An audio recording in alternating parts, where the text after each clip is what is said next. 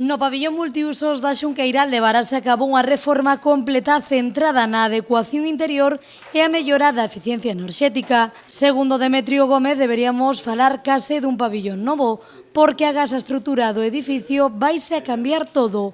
Un pabillón que contará con todos os servizos.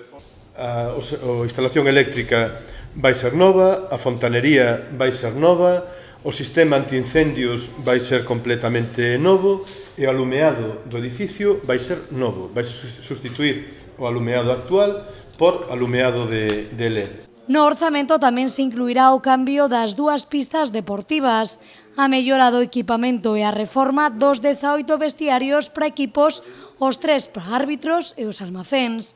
Para levar a cabo esta reforma, o Goberno local prevé un orzamento de 2.106.000 euros e un prazo de execución de 12 meses, polo que durante ese tempo tentarase recolocar os clubs que habitualmente usan o multiuso noutros pabillóns da cidade. Demetrio Gómez agarda poder comezar os traballos a finais deste 2017.